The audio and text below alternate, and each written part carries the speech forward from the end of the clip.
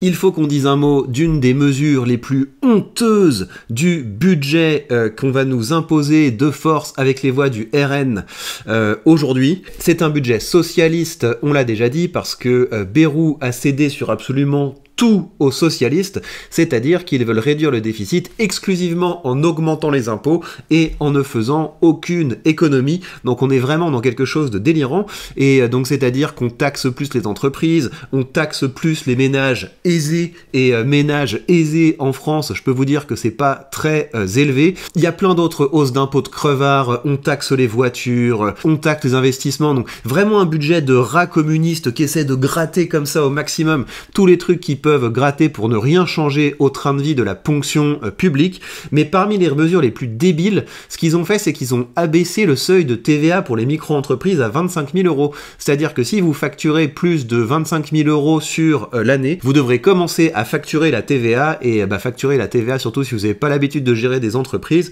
c'est un cauchemar, et ça peut tout simplement foutre en l'air votre activité, parce que réalisez bien que vous avez toujours des pitres, et je comprends pas où est-ce qu'on leur a appris ça.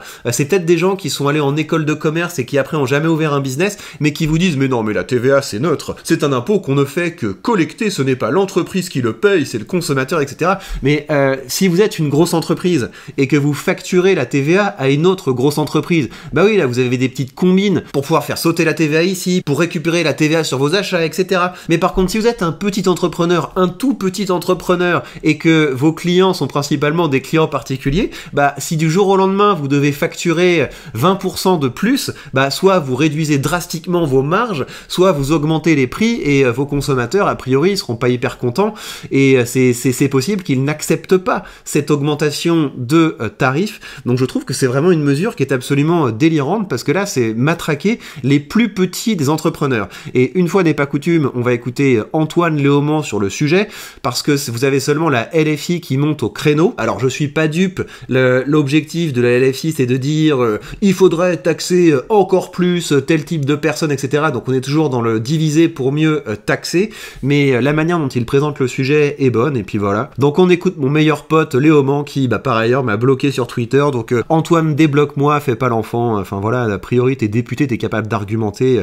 t'as pas besoin de me cancel comme ça. Bref, on y va. Je lance l'alerte sur les auto-entrepreneurs qui sont la cible du budget 2025. Si jamais vous n'avez pas suivi cette histoire-là, je vous explique tout en 1 minute et je vous dis ce qu'on peut faire pour agir sur le sujet.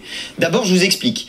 François Bayrou a décidé que désormais, les auto-entreprises paieraient la TVA à un niveau de 25 000 € de chiffre d'affaires. Actuellement, ces auto-entreprises ne paient la TVA qu'à un seuil de 37 500 € de chiffre d'affaires ou de 85 000 € de chiffre d'affaires en fonction du secteur dans lequel elles sont. Donc encore une fois, réalisez le délire. Sur les 37 000 € là, que vous faites par mois, si c'est le maximum que vous pouvez gagner sans devoir changer de statut et sans devoir commencer à devenir une entreprise qui facture la TVA, divisez 37 000 par 12, et gardez à l'esprit qu'on vous tape à peu près entre 22 et 25% d'impôts sur le chiffre d'affaires, que vous pouvez pas déduire des charges ou des machins, etc.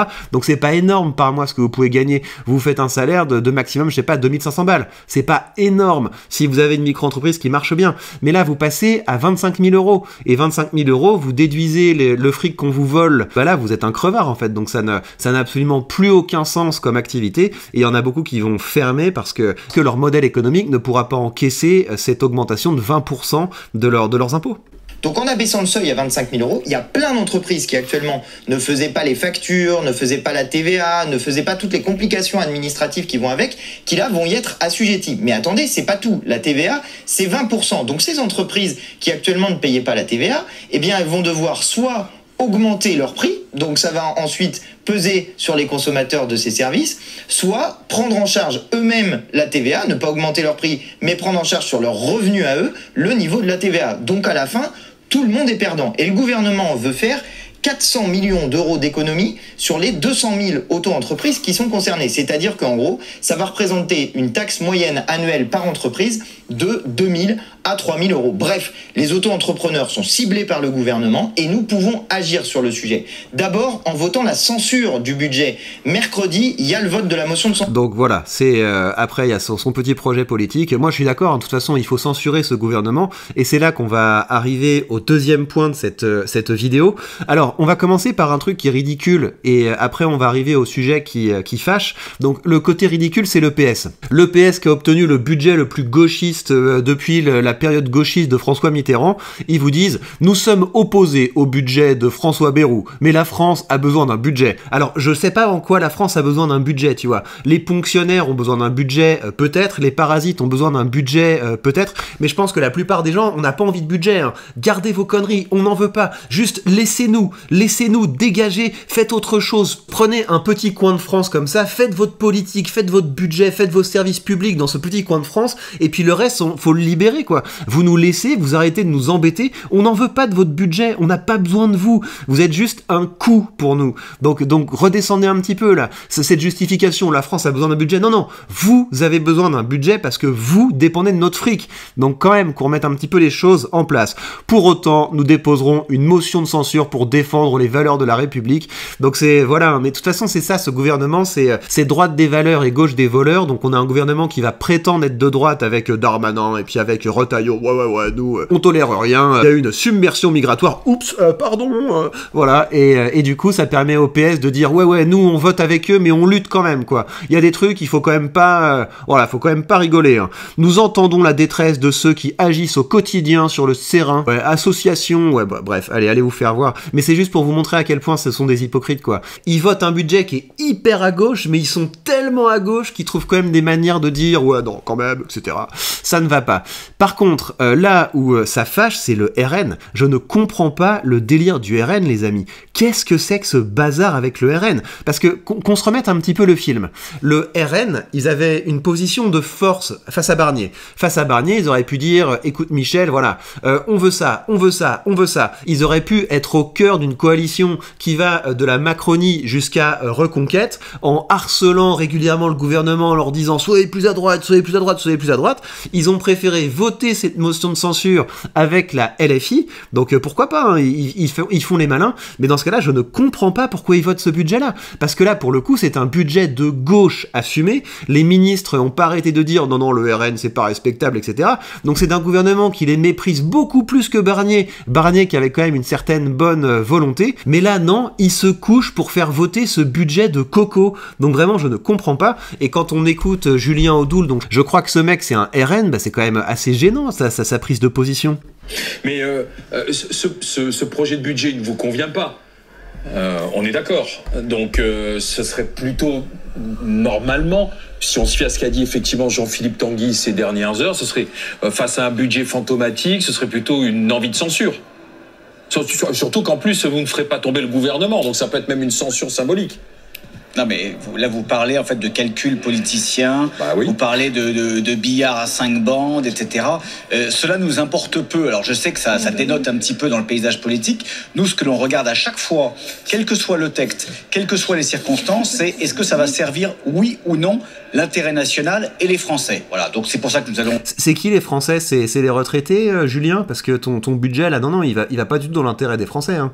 En discuter. Ce budget, nous sommes tout à fait d'accord là-dessus, il est mauvais, il est même très mauvais, c'est-à-dire qu'il n'y a pas d'économie. Pour 1 euro d'économie, il y a 9 euros de taxes et d'impôts. On sent qu'il n'y a pas d'efforts qui sont faits sur la réduction des gaspillages, sur la réduction du train de vie de l'État. Ça, nous sommes d'accord.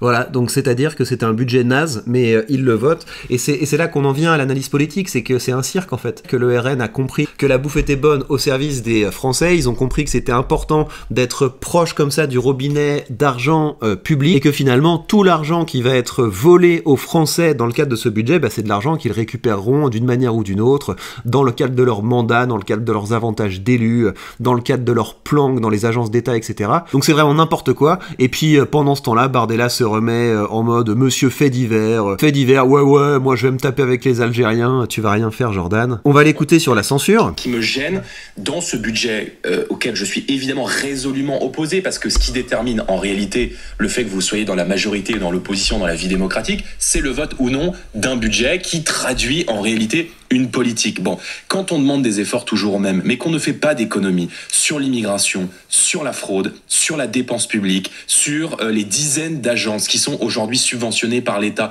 et qui représentent 70 à 80 milliards d'euros, dont l'utilité est parfois plus que discutable. Quand on ne remet pas en cause la contribution de la France au budget de l'Union européenne, quand l'Allemagne et les Pays-Bas ont réussi à obtenir des rabais, les Français se disent c'est un peu toujours sur nous que les efforts pèsent. Maintenant, encore une fois, nous ne sommes pas au pouvoir, nous sommes dans l'opposition, nous préparons l'alternance et il est évident que la trajectoire de déraison budgétaire sur laquelle Emmanuel Macron a plongé le pays place aujourd'hui beaucoup de partis politiques face à des choix difficiles et c'est sûr face à leurs responsabilités. Donc moi je ne mens pas aux Français. Si nous avons censuré au mois de décembre, c'est pour les protéger.